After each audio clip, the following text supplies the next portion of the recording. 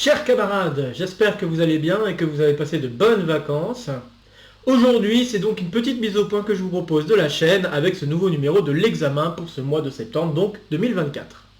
Comme d'habitude, je vais d'abord parler de ma situation, puis ensuite je parlerai de la chaîne, et enfin, je conclurai avec une petite partie FAQ. Alors commençons d'abord par parler de moi. Tout d'abord, les vacances se sont bien passées pour moi.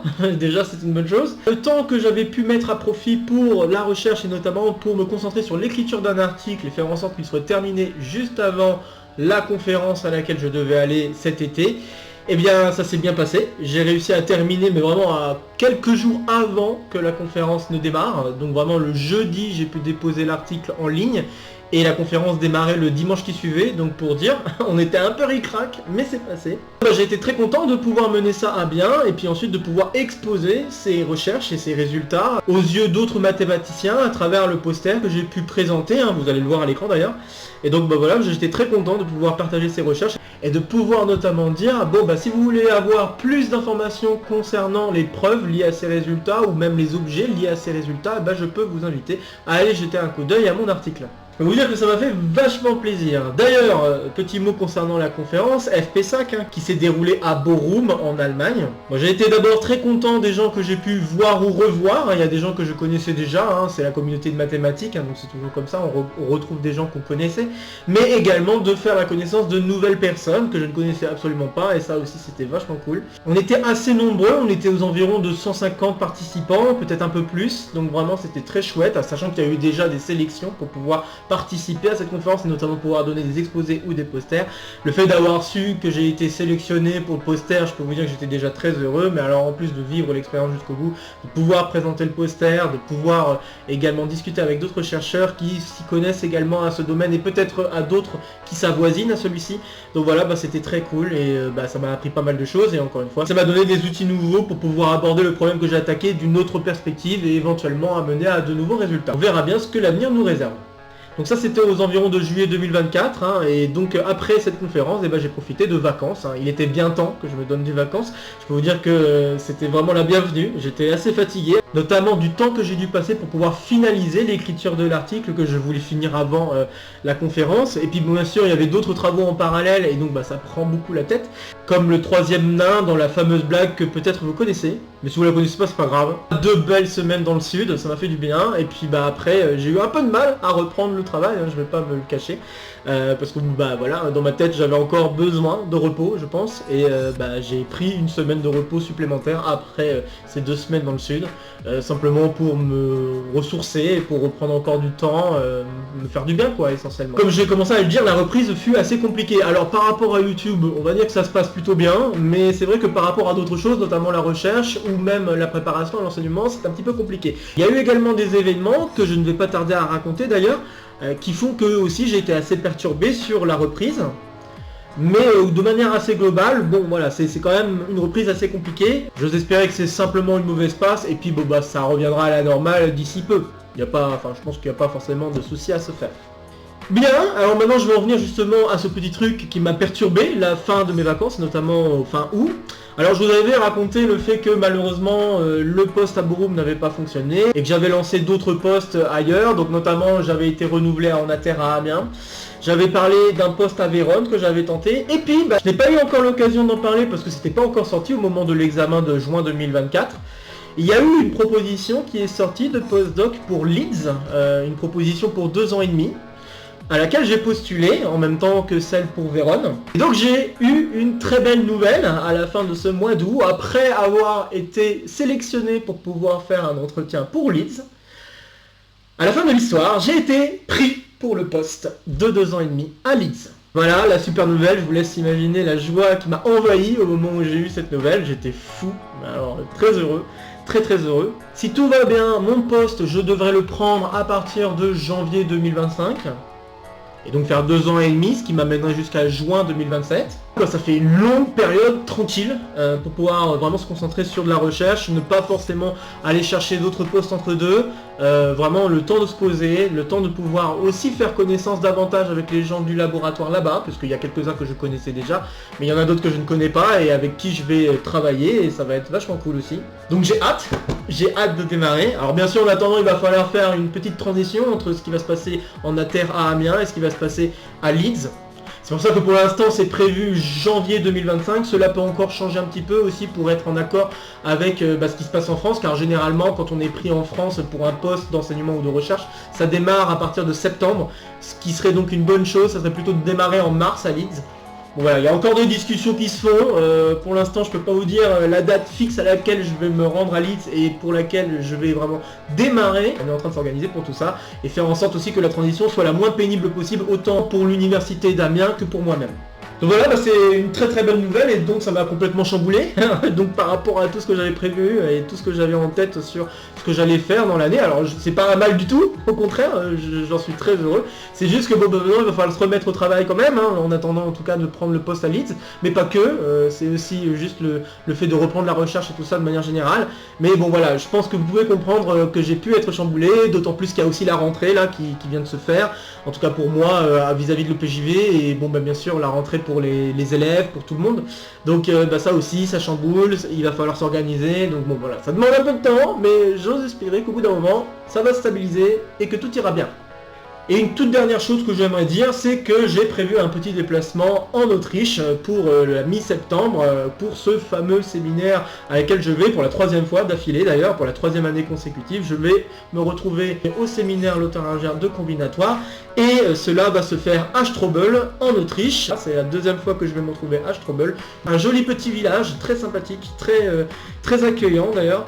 Et voilà, je vais y passer quelques jours, ça va être sympa, une moitié de semaine en fait, du 15 septembre jusqu'au 18 septembre. Il y a quelques petites questions de financement à régler et on n'a pas beaucoup de temps pour ça, mais j'ose espérer que tout ira pour le mieux encore une fois, et puis bon voilà, on croise les doigts, normalement tout devrait bien se passer, je vais pouvoir faire un exposé aussi là-bas, je vais pouvoir revoir encore des gens que je connais, et voilà, c'est toujours cool de pouvoir encore une fois échanger de recherche avec des gens d'une part qu'on connaît, et puis même des gens qu'on ne connaît pas et avec qui on pourrait commencer à discuter si en effet des thématiques coïncident entre ce que je fais et ce que fait l'autre personne. Bien, j'en arrive alors à parler de YouTube. Qu'en est-il de la chaîne? Alors je vais commencer par faire un gros récap. Bon, gros récap, je vais essayer quand même de faire en sorte que les choses soient le plus court possible, mais quand même, il me faut faire un récap de juin 2024 jusqu'à aujourd'hui, donc jusqu'à août 2024 disons. Juin 2024, la sortie des vidéos a suivi son rythme, tout allait bien, en tout cas jusqu'au pseudo break, comme prévu, avec les sorties d'Exode-Call et petits Exode-Call qui ont globalement assez plu. Il y a aussi quelques sorties vidéo que j'avais prévues pendant le pseudo break, en tout cas jusqu'à mi-juillet. Puis on va dire que les choses se sont perturbées à partir de mi-juillet, parce que d'une part, il m'a fallu prendre plus de temps pour pouvoir faire de la recherche et vraiment terminer cet article qui me prenait vraiment la tête. Et d'autre part, il y a aussi les vacances qui sont passées par là, et je dois avouer que voilà, ça m'a fait vraiment du bien et j'avais envie de faire durer un peu la chose. Donc il y a quelques vidéos que j'avais prévu de faire qui ne sont finalement pas sorties pendant les vacances, ils sont sortis un petit peu plus tard. Mais qu'importe, je pense que globalement j'étais assez content de m'être donné ce break finalement. Ça a été quand même un pseudo-break, mais ça a été plus un break qu'un pseudo-break, puisqu'il y a eu quand même pas tant de vidéos que ça. Il y a eu quand même une mésaventure sur YouTube, malheureusement je me suis pas très bien entendu avec quelqu'un en commentaire, et cela m'a mené à sortir une vidéo pour faire une petite charte de bienséance, parce que voilà, les choses ont un peu dégénéré dans ces échanges, et j'aimerais éviter que ces choses ne se reproduisent. Donc d'office, si quelqu'un outrepasse certaines règles liées à cette charte de bienséance, que je vais mettre en lien de toutes les nouvelles vidéos et probablement des anciennes quand le temps me le permettra, voilà, je pense que je vais directement sanctionner. Je pense que maintenant je vais pas y réfléchir à deux fois. S'il y a une règle qui est outrepassée, directement, hop, on arrête les commentaires, et puis limite on pourrait bannir de la chaîne quoi. Je vais pas chercher, je vais pas passer par 4 chemins, voilà, c'est tout. Les choses vont se faire ainsi maintenant, et bon, c'est un peu triste d'en arriver là, mais bon voilà, il faut un peu de tout pour faire un nombre, et il faut aussi des gens pas très sympathiques pour faire un monde, donc voilà, on fera le tri, et puis c'est tout, c'est comme ça. Cela ne m'a pas trop empêché pendant ce pseudo-break de sortir des shorts, notamment quelques shorts concernant mon voyage à FPSAC en Allemagne. Et j'ose espérer en ajouter une deuxième partie, en tout cas vous partager quelques autres photos et vidéos que j'ai pu prendre pendant cette conférence, car c'était vraiment très chouette, et éventuellement y mettre une voix off pour vous raconter aussi 2-3 détails Bon, certes, en 1 minute ça va être un peu court, mais voilà, simplement pour vous partager un peu mon ressenti et pour vous montrer un petit peu aussi à quel point c'était sympathique. Donc on en arrive à la reprise, hein, aux environs de mi-août 2024, et donc pour cette reprise, je suis assez content. J'ai essentiellement suivi des exercices qui m'ont été proposés, des fois des exercices de longue date, des fois des exercices qui m'ont été sortis un peu du chapeau et que, bon voilà, je me suis dit, allez hop, c'est parti, on peut le faire, hein, c'est pas très long à faire, et puis il y avait la place. Donc j'ai profité de ce moment-là de reprise pour pouvoir sortir des vidéos qui sont liées à des exercices qui m'avaient été proposés, donc notamment l'égalité de Wendell qui a été globalement assez bien accueillie. Alors moi j'ai proposé une résolution générale qui est clairement, en tout cas qui sort très facilement du programme, hein.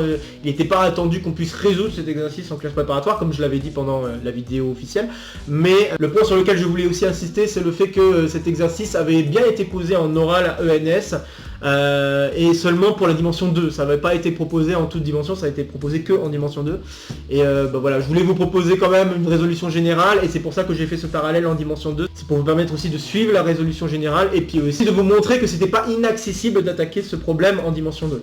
Il y a eu cet exercice, il y a eu aussi des exercices liés à la décomposition de Frobenius qui sont sortis, et donc la décomposition de Frobenius qui est sortie d'ailleurs, c'est le dernier exercice qui est sorti par rapport à cette vidéo, donc ça aussi c'est très chouette. Je suis très content d'avoir atteint ce palier des 200 exercices et de le faire avec un aussi bel exercice. Ça faisait longtemps que je devais le faire, cette décomposition de Frobenius, et ça y est, on y est. Donc maintenant que j'ai cette décomposition de Frobenius, j'ai bien l'intention de vous proposer des exercices qui utilisent cette décomposition de Frobenius, et donc de vous en montrer quelques utilités, hein. Je dis pas que je vais vous montrer toutes les applications, mais je vais vous en montrer quelques-unes qui peuvent être assez intéressantes et qui peuvent éventuellement mener, si on additionne différents exercices de la chaîne, qui peuvent éventuellement mener à la constitution d'un sujet qui pourrait être un sujet concours. Ça sera ce qui viendra pour ce mois-ci et puis éventuellement pour les mois suivants. J'ai également démarré avec le petit exocol numéro 17 une petite série d'exercices qui va être consacrée au développement aux séries de Fourier. Ça aussi, ça fait assez longtemps que je voulais proposer des exercices dans cette direction, et les choses vont commencer donc à se dessiner. Donc j'ai bien l'intention aussi de vous proposer des exercices, hein. Je vais y venir d'ailleurs à cette liste d'exercices, on y arrive. Mais juste pour vous dire que j'ai bien l'intention de vous proposer des exercices qui vont mener à des grands résultats connus du développement en série de Fourier. Je me pose encore la question si je vais vous amener un peu plus de théorie sur Fourier, et notamment des questions de transformation de Fourier qui font intervenir n'importe quel type de fonction, bon avec quelques conditions bien sûr, hein, pour pouvoir faire des calculs d'intégrale, parce que ça va être lié à des calculs d'intégrale, mais je me pose encore la question si je vais mener à des gros résultats de transformation de Fourier. À voir. Pour l'instant, j'aimerais vous amener des résultats qui sont assez classiques, qui pourraient très bien se faire dans un sujet de classe préparatoire, des exercices éventuellement qui peuvent être aussi posés en tant qu'exercice de colle ou petits exercices de colle, tant que cela est bien mené. J'aimerais pour l'instant vous amener des résultats relativement classiques de séries de Fourier, parce que les séries de Fourier c'était au programme de classe préparatoire il y a quelques années de ça, et ça a été enlevé du programme à la suite de la réforme que j'ai vécue en fait, hein, pour ainsi dire.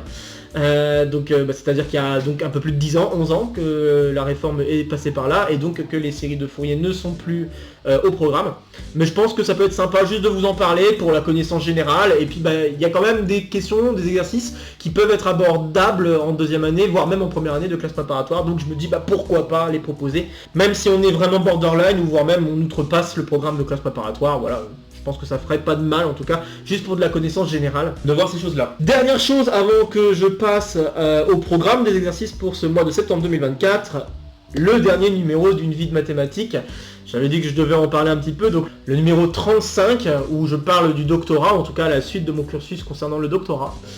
Bon, ça m'a pris beaucoup de temps, hein. C'est bien la première fois que je fais un montage vidéo aussi complexe, pour vous montrer, pour vous donner une petite idée, voilà à quoi ressemble le séquencement de montage de la vidéo. Je peux vous dire que ça m'a pris beaucoup de temps, plus de 24 heures à faire ça, alors que, en tout cas à la base, quand j'ai lancé le concept, je m'attendais pas à me lancer à faire des montages aussi complexes et aussi longs. Ça a été chronophage, mais chronophage quand même dans le bon sens, parce que j'ai réfléchi à beaucoup de choses, non seulement pendant l'enregistrement pour pouvoir faire en sorte que je puisse faire des découpages propres, mais aussi sur la manière de présenter les choses. Ça m'a aussi amené à chercher, à me poser des questions sur comment je peux évoluer le format des vidéos d'une vie de mathématiques, et peut-être éventuellement le format d'autres vidéos.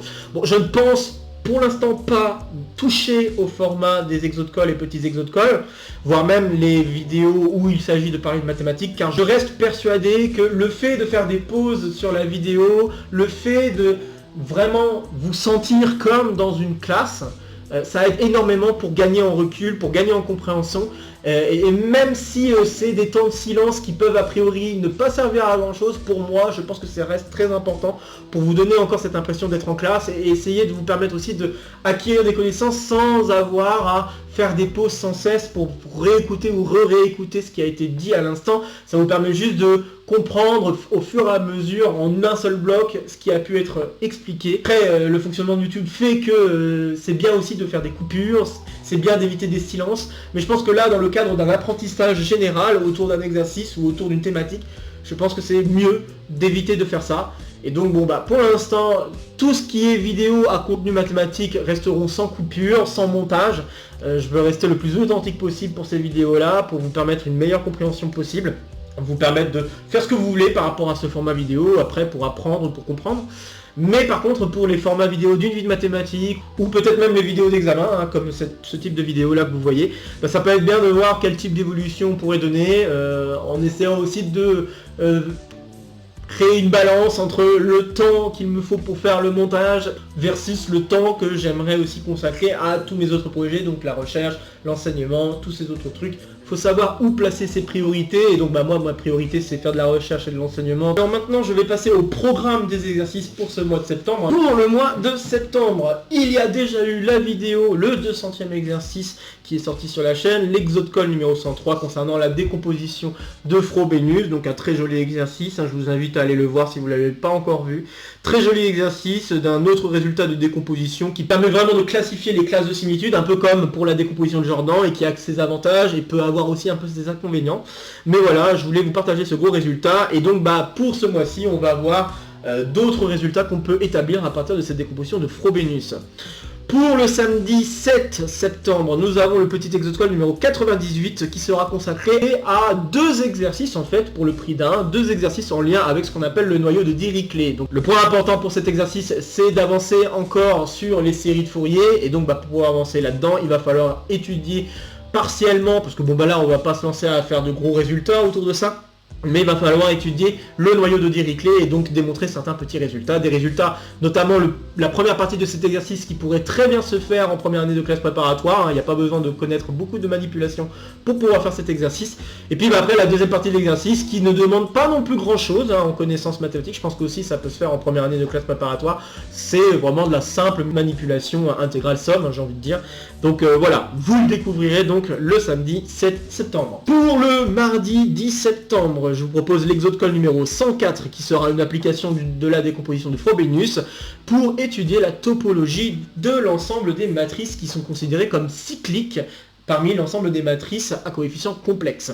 On montrera en particulier que cet ensemble est ouvert, connexe et dense dans Mn2C. Et donc voilà, pour pouvoir établir ces questions de topologie, d'une part, il faut bien comprendre ce qu'on entend par matrice cyclique, et puis d'autre part, il va falloir aussi utiliser la décomposition de Frobenius. Donc ça va être un joli exercice qui va avoir pour but d'appliquer cette décomposition de Frobenius.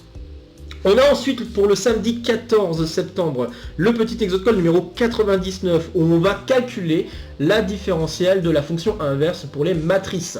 Je vous l'avais promis lors d'un numéro du complément qui précède, le complément numéro 5, qui était consacré à la décomposition polaire pour les matrices, eh bien on va en parler à travers un petit exercice, pas très difficile en soi, donc il faut savoir manipuler la notion de différentiabilité. Bon bien sûr il y a quelques petites choses à amener liées au calcul d'inverse de matrice. Et puis on fera aussi un petit bonus autour de cet exercice et on calculera la différentielle de la fonction puissance, donc puissance k pour k un entier relatif. Donc on pourra s'amuser aussi à utiliser des résultats liés à la composition par exemple de fonctions. Donc ça sera l'objet de ce petit exo de colle numéro 99. Pour le mardi 17 septembre, je vais vous proposer l'exo de colle numéro 5 qui portera sur le théorème de Dirichlet, encore un pas de plus vers la théorie des séries de Fourier, puisque le théorème de Dirichlet, c'est, je pense, un des points centraux de la théorie des séries de Fourier, donc il va vous permettre de démontrer, à travers un exercice, de démontrer que, en effet, la suite des développements en série de Fourier partiels converge vers en fait ce qu'on souhaite, c'est-à-dire la fonction. Alors bien sûr, il y a quelques petites choses à laquelle il va falloir faire attention. Si on attaque des fonctions qui ne sont pas continues, si on attaque des fonctions qui sont plutôt continues par morceau, on verra ça. Mais je vais essentiellement aborder cet exercice dans le cadre des fonctions continues de pi périodique à valeur réelle. Ce qui fait que je ne vais pas m'amuser avec des exponentielles complexes. Bien sûr, cet exercice pourrait se faire avec des fonctions exponentielles complexes, mais l'idée c'est que j'aimerais essayer de rester le plus possible dans le programme de classe préparatoire et donc d'utiliser essentiellement que des produits scalaires et pas des produits hermitiens. Pour le samedi 21 septembre, on va aborder le petit exocode numéro 100. Et donc pour ce numéro, comme je l'avais fait précédemment pour le 100e exocode, comme je l'avais fait pour un des petits exocodes qui était sorti au mois de juin 2024, et bien là encore, je vais vous proposer un sondage. Je vais vous proposer un sondage et cette fois-ci, au lieu de vous proposer 2 exercices, je vais vous proposer 3 exercices. Et donc il va falloir faire un choix parmi les 3 exercices que je vais vous proposer pour ce petit exocode numéro 100. Le premier que j'ai envie de vous proposer pour ce sondage, ça sera un exercice autour d'une suite qui a été posée en tant qu'exercice pour Putnam. C'est une suite qui est une suite de 2 et de 3 et qui satisfont quelques petites règles. Et le but du jeu, ça va être de déterminer asymptotiquement la proportion du nombre de 3 par rapport au nombre de 2, ou peut-être le nombre de 2 par rapport au nombre de 3, peu importe. De toute façon, si on trouve l'une des deux proportions, on trouve l'autre. L'idée de cet exercice, c'est de faire ce genre de choses. Et ce qui est assez joli, c'est que ça cache des choses qu'on peut apprendre en recherche, notamment des choses que j'ai apprises en recherche. Et j'aimerais vous partager 2-3 connaissances aussi de recherche, de mathématiques liées à cet exercice qui sort un petit peu de l'ordinaire. Donc le concours Putnam, c'est un concours assez bien connu aux États-Unis de mathématiques qui a pour but d'essayer de ressortir des élèves brillants qui ont de très bonnes intuitions devant tel ou tel problème ou tel exercice, puisque bon, essentiellement c'est vraiment une question d'intuition et puis aussi une question de forme, parce que comme dans tout concours, il y a toujours une question de chance, bien sûr, suivant le jour, on est peut-être moins performant d'un jour à un autre. C'est un très grand concours, assez réputé, et donc un exercice m'avait été proposé par l'un d'entre vous sur cette suite, et j'aimerais bien l'attaquer, donc c'est pour ça que je vous propose dans ce sondage. Si ça vous intéresse, vous pourrez voter pour lui. Un deuxième exercice que j'aimerais vous proposer pour ce sondage, pour le petit exocode numéro 100, ce serait un exercice lié au polynôme, un exercice un petit peu classique pour la classe préparatoire, bien que son énoncé est un peu bizarre. En fait, on va chercher à déterminer les polynômes à coefficients réels qui préservent en fait la partie décimale de n'importe quel x réel. Donc plus précisément, pour n'importe quel x réel, je veux que p de la partie décimale de x soit égal en fait à la partie décimale de p de x. Et donc il va falloir déterminer tous les polynômes qui vérifient cette propriété. Et donc ça c'est un très joli exercice qui pourrait s'attaquer en première année de classe préparatoire. Et donc juste pour la curiosité, un exercice qui a été aussi un exercice posé en olympiade de mathématiques. Donc je me dis pourquoi pas vous proposer ce type d'exercice assez sympathique qui sort un peu de l'ordinaire. Et donc si vous voulez que cet exercice soit le petit exocode numéro 100, je vous inviterai à voter pour le 2. Et enfin, comme troisième exercice, je vais ressortir un exercice que j'avais déjà proposé en sondage, un exercice qui aurait pu être l'exocode numéro 100, mais finalement vous en avez décidé autrement. Comme c'est un exercice assez simple, il peut tout à fait cocher les cases pour entrer en petit exocode numéro 100. Il s'agit d'un exercice de combinatoire. Il va falloir déterminer le nombre de façons de payer n euros rien qu'avec des pièces de 1 euro et de 2 euros. Donc voilà, c'est un très joli exercice de combinatoire qui fait appel à des méthodes classiques de combinatoire, notamment la méthode symbolique, et j'aimerais vous proposer une résolution qui utilise ceci. Et puis on étudiera également en bonus une variante de ce problème où je vous demanderai de déterminer le nombre de façons de monter n marches, sachant que vous n'avez le droit que de monter soit une marche, soit 2 marches, pas par pas. Comme je l'avais déjà dit, le résultat du bonus est assez différent du résultat de l'exercice lui-même. Ce sera aussi pour vous montrer la différence qu'il va y avoir sur l'énumération et également sur l'utilisation de la méthode symbolique. Voilà, si vous voulez que cet exercice soit le petit exocode numéro 100, je vous inviterai à voter pour le 3. Pour le sondage, je vous invite à aller cliquer sur le lien en description qui va vous amener directement sur le sondage et vous pourrez ainsi voter l'exercice 1, 2 ou 3, suivant ce que vous préférez voir comme petit exocode numéro 100. C'est pas parce que vous délaissez 2 exercices par rapport aux autres que nécessairement ils ne vont pas sortir sur cette chaîne. Ces exercices seront proposés éventuellement comme exercices de colle ou petits exercices de colle plus tard, ou alors seront reproposés dans un prochain sondage. Pour voter, je vous donne jusqu'au 15 septembre pour faire vos votes, donc vous aurez jusqu'à cette date-là, et à cette date-là, je vais faire une photographie, on va dire, du résultat, et à partir de ce moment-là, paf, c'est fini les votes, et donc on aura notre vainqueur, notre exercice qui aura été choisi comme petit exo de colle numéro 100. Et cela, je vous l'annoncerai avec un message en communauté et également avec un petit short. Pour le mardi 24 septembre, nous avons l'exo de colle numéro 106, où on étudiera le commutant d'une matrice. Alors c'est quoi le commutant d'une matrice? C'est l'ensemble des matrices qui commutent avec une matrice donnée. Et donc pour étudier ce commutant, on va avoir besoin, encore une fois, de la décomposition de Frobenius. Donc ça va être un joli exercice qui aura pour but d'étudier 2-3 trucs sur le commutant d'une matrice, dans le but d'amener petit à petit un plus gros résultat qui fera intervenir ce qu'on appelle le bicommutant. Le bicommutant, c'est quoi? Ça va être l'ensemble des matrices qui commutent avec l'ensemble des matrices qui commutent déjà avec la matrice qu'on a choisie. Donc c'est une espèce d'inception si vous voulez le truc, mais voilà, l'idée c'est de vous amener à un gros résultat concernant le bicommutant, gros résultat qui ne peut s'aborder que si on a le résultat de décomposition de Frobenius. En tout cas, à ma connaissance, ça ne peut s'aborder que si on a cette connaissance là. Et donc pour le samedi 28 septembre, nous aurons le petit exo de colle numéro 101 qui portera sur le théorème de Parseval. Alors attention, c'est pas encore l'énoncé pour la théorie de Fourier, donc pour les séries de Fourier, mais ça sera un énoncé qui sera adapté pour finalement étudier n'importe quel espace muni d'un produit scalaire, donc n'importe quel espace préhibértien réel ici. On pourra éventuellement étendre le résultat au complexe. Donc l'objet de cet exercice, ça sera de faire un lien entre le fait qu'un élément dans l'espace E soit adhérent à un sous-espace vectoriel engendré par une famille, ici une famille même infinie, de vecteurs qui forment une famille orthonormale, par rapport à justement la question de la norme, donc c'est-à-dire la question de calculer sa norme par rapport à finalement une somme de carrés liée au produit scalaire sur chacun des vecteurs en jeu de cette famille orthonormale. Donc voilà, c'est un très joli résultat que nous démontrerons ensemble et qui est tout à fait abordable en deuxième année de classe préparatoire. J'ajouterai, puisque on arrive vraiment à la limite du mois de septembre, on va parler quand même de l'exo de colle qui suivra, l'exo de colle numéro 107 qui sortira le mardi 1er octobre, donc juste avant le prochain numéro de l'examen, où on va faire un peu d'arithmétique et on va parler du lemme de Manéa, un joli résultat d'arithmétique qui a pas mal de petites conséquences et notamment un joli petit exo de colle qui suivra cet exercice comme application de ce lemme. Donc voilà, un exercice pas si facile que ça, hein.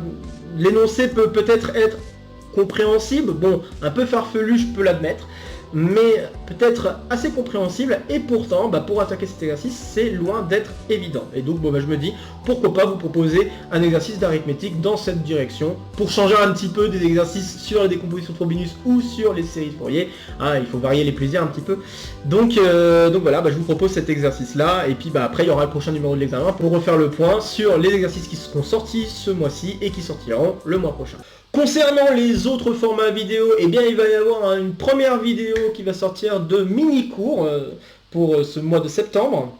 La première vidéo de mini-cours est prévue pour le jeudi 12 septembre.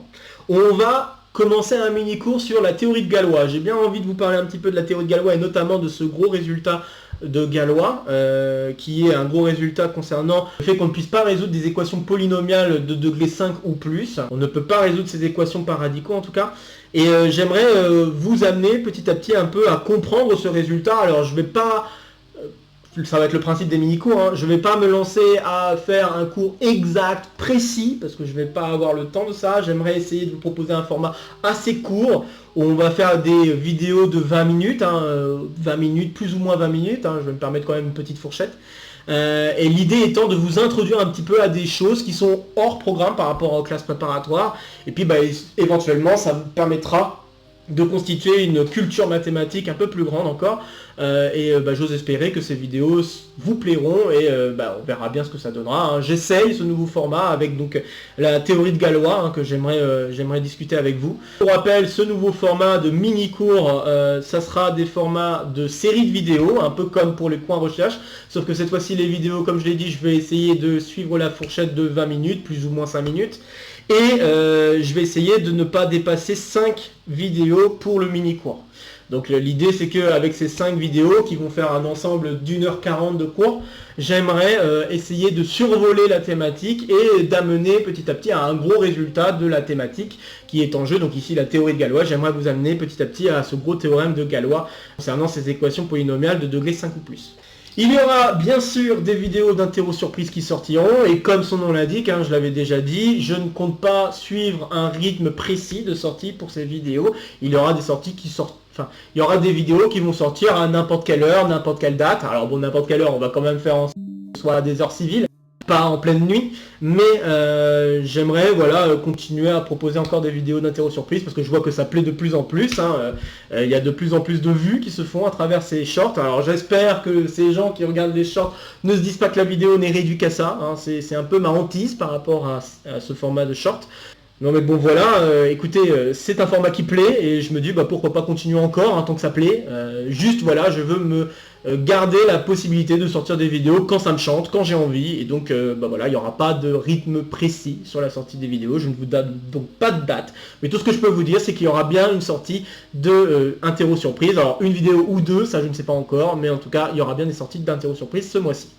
Et enfin, bah, il y aura une vidéo de Coin Recherche qui va sortir aussi ce mois-ci. Le Coin Recherche qui va donc démarrer une 3e saison, qui va porter sur des recherches que j'ai donc fini d'écrire hein, en fait avant la conférence et que j'ai pu exposer pendant la conférence que j'ai fait en Allemagne, hein, comme je vous l'ai déjà précédemment dit.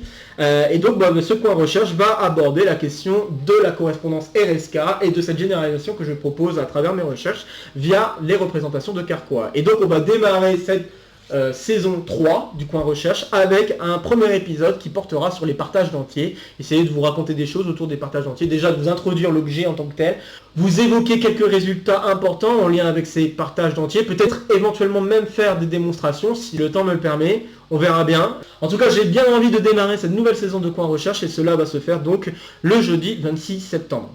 Ça me permet de faire aussi une petite parenthèse sur l'emploi du temps des sorties de vidéos. Vous aurez remarqué maintenant que les numéros d'Exode-Call et petits Exode-Call sortent chaque semaine. Et respectivement, l'Exode-Call le mardi et le petit Exode-Call le samedi. Et donc il va plus y avoir, en tout cas c'est ce que je vais essayer de faire maintenant, il va plus y avoir d'alternance avec d'autres projets. Les autres projets ne sortiront que les jeudis à 17 h. Donc tous les autres vidéos, tous les autres types de vidéos qui sortiront sur la chaîne, une vie de mathématiques, compléments, coin recherche, mini-cours, pêle-mêle, ce genre de format vidéo, ça sortira les jeudis. Et tous les autres jours, donc mardi et samedi, ne sortiront que respectivement Exode-Call et petits Exode-Call.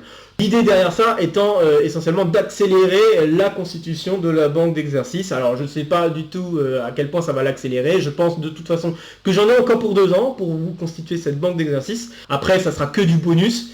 Donc on verra bien ce que ça donnera. C'est une simple envie, j'aimerais juste être un peu plus régulier sur la sortie des vidéos et faire en sorte donc que personne ne se perde sur la sortie des vidéos. Et donc Exode-Call les mardis, petit Exode-Call les samedis et tous les autres formats vidéo particuliers de la chaîne sortiront les jeudis. Dernier point, et là ça concerne vraiment le format vidéo d'examen. Bon, puis une dernière chose, et là ça concerne vraiment le format de vidéo d'examen.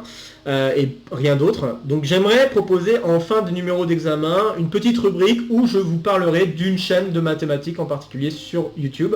Ça me ferait assez plaisir d'essayer de vous parler un petit peu des chaînes YouTube déjà que j'aime bien, en tout cas que j'aime bien regarder de temps à autre sur les mathématiques. Et éventuellement aussi parler de chaînes que vous aimez et dont vous aimeriez voir peut-être des avis différents. En tout cas, vous aimeriez aussi voir une publicité concernant la chaîne. Donc j'aimerais bien essayer de proposer ce genre de rubrique, faire une petite publicité pour une chaîne en particulier. Bon, j'ai déjà une idée sur quelle chaîne je pourrais démarrer. Mais voilà, ça serait une rubrique où je vous parlerai globalement de ce que propose la chaîne, les choses qui sont assez bien à relever concernant la chaîne, et puis le niveau qu'il faut peut-être avoir pour pouvoir suivre le contenu de la chaîne. Je pense que ça peut être sympa, même si cela doit prendre 3 minutes pour en parler. Je pense que ça peut être sympa. Donc je pense que cette rubrique pourrait être tout aussi intéressant pour vous, parce que ça vous permettrait aussi d'en savoir davantage sur le contenu mathématique qui est proposé sur YouTube. Et de voir qu'il n'y a pas que mon contenu mathématique qui existe, il y en a d'autres. Et donc essayez aussi de vous orienter sur d'autres mathématiques qui peuvent être tout aussi sympathiques à voir, des mathématiques peut-être d'un niveau un peu plus bas ou d'un niveau plus haut, ou peut-être même une autre façon de voir les mathématiques ou une autre façon de les travailler. Et donc ça va être tout l'objet de cette rubrique, d'essayer de vous parler sur 2-3 minutes d'une chaîne et de vous dire un petit peu les choses qui peuvent être intéressantes à aller voir. Et puis voilà, et ça fera de la publicité non seulement pour la personne qui tient la chaîne, mais aussi pour vous, encore une fois, pour vous permettre de connaître d'autres contenus mathématiques intéressants.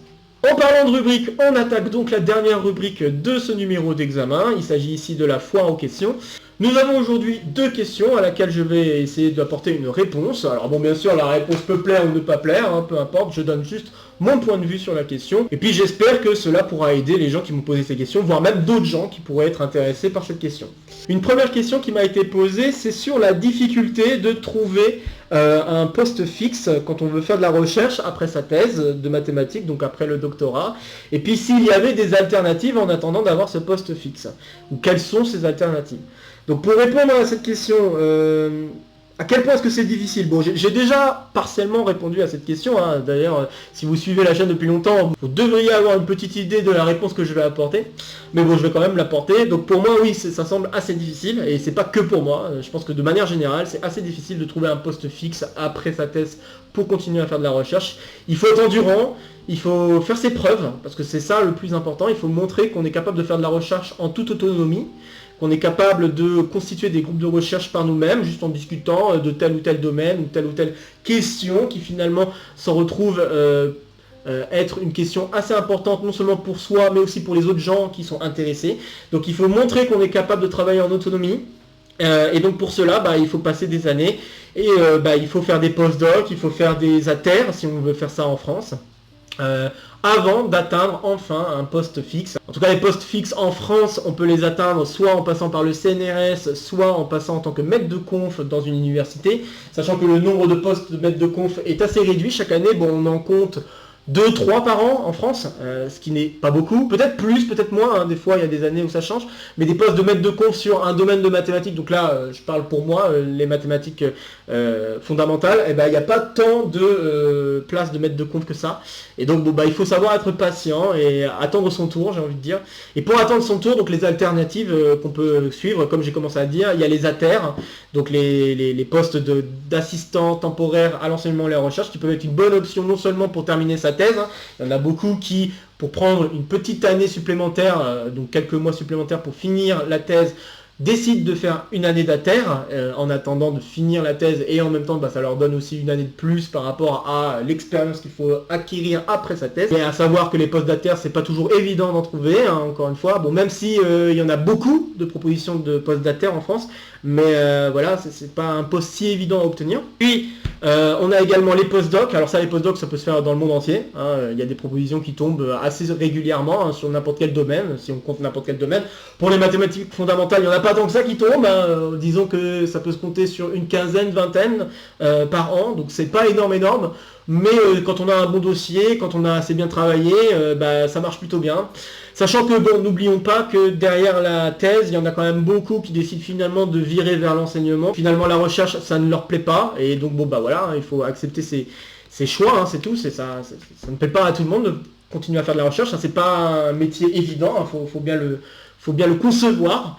Parce que bon, il faut être endurant, il faut aussi être capable de faire face à des difficultés, comme j'ai pu en discuter lors du dernier numéro d'une vie de mathématiques.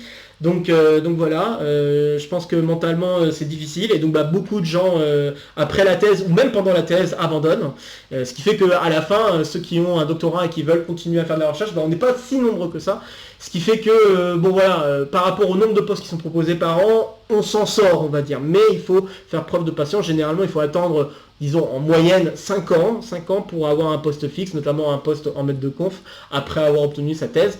Et donc pendant ces 5 ans, il faut les, entre guillemets, combler, hein. Bien sûr, c'est peut-être pas le bon mot, mais en tout cas, il faut acquérir de l'expérience dans la recherche en effectuant donc soit des années d'ATER, soit des années de postdoc, voire même peut-être d'autres types de postes qui peuvent exister dans d'autres coins du monde, hein. J'ai pas connaissance de tous les types de postes qu'on peut avoir dans la recherche en mathématiques, hein, puisque ce que je viens de mentionner. Mais voilà, hein, simplement pour vous donner une idée que oui, c'est pas facile d'attendre d'avoir un poste fixe, c'est pas évident. Il faut, comme je l'ai dit, faire preuve de patience et tenir le coup, quoi. Bon, puis j'ai eu une deuxième question un petit peu plus légère cette fois-ci, qui était comment majorer en MPSI, MP étoile. Alors j'aimerais commencer à dire qu'il n'y a pas de cheat code, hein. On n'est pas dans un jeu vidéo malheureusement, il n'y a pas de code pour te permettre de majorer automatiquement. Ça se saurait, je pense, hein, si on était dans un jeu vidéo. Et puis je vais peut-être pas tout à fait répondre à la question de majorer, parce que c'est une question très difficile à répondre, parce que ça dépend totalement de la classe prépa dans laquelle tu te trouves, ou des choses comme ça. Je vais tenter plutôt de répondre à la question comment parvenir à réussir sa classe préparatoire, on va dire, notamment en mathématiques. Je pense que ça peut être une bonne chose. Alors, Je vais répondre en essayant de donner quelques petits points importants. Le premier point que j'aimerais aborder, c'est la rédaction. Ça, il n'y a pas photo, surtout quand on est en MPSI, et encore plus quand on est en MP, bien sûr, mais point hyper important, c'est travailler sa rédaction. Les mathématiques, c'est aussi de la communication. Il faut être capable d'expliquer ce qu'on a compris, d'expliquer comment on passe d'un résultat A à un résultat B en utilisant tel ou tel résultat du cours, ou en tout cas tel ou tel résultat qu'on a pu établir peut-être précédemment par rapport à des exercices. Souvent les gens qui ont une très bonne rédaction sont ceux qui parviennent à majorer la classe, donc vraiment travailler sa rédaction, je pense que c'est primordial. Un deuxième point que je vais souligner pour bien réussir sa prépa, en tout cas d'un point de vue mathématique, ça serait de se donner un emploi du temps. C'est, je pense, super important de réussir à planifier ce que l'on souhaite faire, ce que l'on souhaite travailler tout au long d'une semaine, sur plusieurs mois. Alors bien sûr, c'est quelque chose qui va pas se faire du jour au lendemain, surtout si vous êtes en train de démarrer la prépa cette année. Je pense que c'est un truc qui va se faire au fur et à mesure, de semaine en semaine, de mois en mois. Donc ce qui peut être une bonne chose, si vous n'avez pas l'habitude de vous donner un créneau de travail conséquent, ça peut être de démarrer en vous donnant dans votre emploi du temps chaque jour une trentaine de minutes pour travailler. Une trentaine de minutes, c'est peut-être peu, mais pour d'autres, c'est difficile de rester concentré pendant 30 minutes. Et quand je dis travailler pendant 30 minutes, c'est pas les gens qui disent qu'ils travaillent pendant 5-6 heures et en fait, pendant ces 5-6 heures, ils sont en train de regarder leur téléphone ou ils sont en train de faire autre chose, ils sont très vite distraits. Et en fait, bon, bah c'est 5-6 heures sur le papier, mais en vrai, c'est pas vraiment 5-6 heures. Je parle pas de cela, moi je parle là des gens qui veulent bosser à fond sans être distraits. Donc moi ce que je dirais c'est réussir à se donner dans son emploi du temps une trentaine de minutes déjà par jour. Et pendant cette trentaine de minutes, on fait les exercices importants à faire pour le lendemain, pour le surlendemain ou pour plus tard. On essaye de s'organiser aussi sur les choses qu'on aimerait apprendre. Et si 30 minutes ne suffit pas, on peut poser 1 heure bien sûr. Mais ce que je veux dire c'est que c'est un truc, c'est un rythme qu'il faut prendre au fur et à mesure. Et si on n'a jamais pris ce rythme auparavant, bah déjà pour 30 minutes, c'est difficile. 30 minutes par jour, ça peut être difficile pour certains élèves qui démarrent la prépa. Donc je pense que commencer par ça, essayer de se donner un rythme de 30 minutes. Et petit à petit, vous allez voir, le cerveau va s'adapter. Il va être capable de se dire, ok, pendant ce temps-là, je dois travailler, donc je vais travailler. Hein. Il va se mécaniser, on va dire, le processus va se mécaniser. Et donc, petit à petit, vous allez être capable de travailler de plus en plus de temps. Et donc, vous allez être capable de travailler pendant 1 heure, 1 heure et demie, 2 heures, travailler les exercices, relire le cours, retravailler son cours, etc. Vous allez être capable de faire ça. Petit à petit, ça va se débloquer. Et je pense vraiment que voilà, se donner un emploi du temps, se planifier les choses sur une semaine et même au week-end, ça peut être une très bonne chose pour vous débloquer et pour réussir votre prépa en fait de manière générale. Avant de parler d'un truc qui vous permettrait peut-être de passer une étape supplémentaire, et là je parlerai davantage pour les deuxièmes années de classe prépa, mais un autre truc qui peut être sympa, c'est par rapport au travail que vous feriez pendant sur le cours en fait. La bonne chose qu'il faudrait faire, c'est déjà essayer de se faire une carte mentale de ce qu'on comprend. Donc c'est-à-dire essayer de se dire ok bah tel résultat j'en ai besoin, comment ça se lie les uns aux autres, quels exemples peuvent être pertinents. Et puis il faudrait réussir aussi à se trouver des moyens mnémotechniques pour retenir des preuves. Donc certaines preuves généralement ça peut être bien de les transformer en des exercices. C'est pas la peine de retenir par cœur mot à mot la preuve. Je pense que le point le plus important c'est plutôt de comprendre le mécanisme, comment la preuve a fonctionné. De toute façon ça n'a jamais servi à rien d'apprendre les choses par cœur en mathématiques, à part jusqu'en terminale malheureusement. Mais après la terminale ça sert à rien. Et en tout cas on ne fait pas de mathématiques avec des choses apprises par cœur. On fait des mathématiques avec à la fois un raisonnement et des choses aussi qu'on a apprises, hein, bien sûr, parce que c'est un mélange. Mais je pense que le meilleur moyen de bien comprendre et d'apprendre les preuves, c'est vraiment de se donner des exercices à travers ces preuves. Quand c'est des preuves longues, réussir à poser cette preuve sous la forme d'un exercice. Un exercice qu'on est ensuite capable de refaire, de reformuler pour pouvoir faire la preuve. Cela montre aussi que vous avez été capable de synthétiser, de noter les points les plus importants qu'il faut établir ou les points les plus importants à savoir pour faire la preuve d'un résultat. Vous pourriez faire le même exercice pour n'importe quel résultat, essayer d'établir un sujet d'exercice lié à une preuve d'un résultat important. Et ça, je pense que ça peut vous aider grandement, hein, ça peut être un moyen mnémotechnique, comme je l'ai dit, ça peut vous aider grandement à retenir les preuves et aussi à en comprendre le fonctionnement. Je pense que ça peut être tout aussi bien. Bon, je ne vais pas parler forcément en soi des exercices, car bon, bah, les exercices c'est varié, hein, et puis bon, bah, le truc le plus important c'est il faut en bouffer des exercices, donc là c'est super important d'en faire beaucoup des exercices en classe préparatoire pour ne serait-ce comprendre et voir tous les mécanismes possibles que l'on peut rencontrer à travers des exercices sur un chapitre. Donc là, je dirais simplement, il faut en bouffer des exercices. Et j'aimerais juste donner une dernière clé éventuelle, et ça parlera peut-être un peu plus aux deuxième année de classe préparatoire, parce que bon, pour les premières années, je pense qu'on peut très bien s'en sortir avec ce que j'ai dit. Mais le truc en plus en deuxième année de classe préparatoire, ça peut être d'avoir des connaissances culturelles mathématiques. Je pense que d'avoir une bonne culture de mathématiques, ça aide énormément pour pouvoir avancer en classe préparatoire, et notamment en deuxième année de classe préparatoire. Donc ne pas hésiter à apprendre des choses hors programme, ne pas hésiter à se questionner sur tel ou tel résultat. Quand on voit un résultat, se poser la question si on voit un sens direct, est-ce que le sens réciproque est vrai? Et même si le sens réciproque est vrai et que la preuve de ce sens réciproque est difficile, eh bien, bon, c'est pas grave, c'est du hors programme, mais vous savez du coup que le sens réciproque est vrai et qu'il faut passer par tel ou tel résultat qui sont hors programme.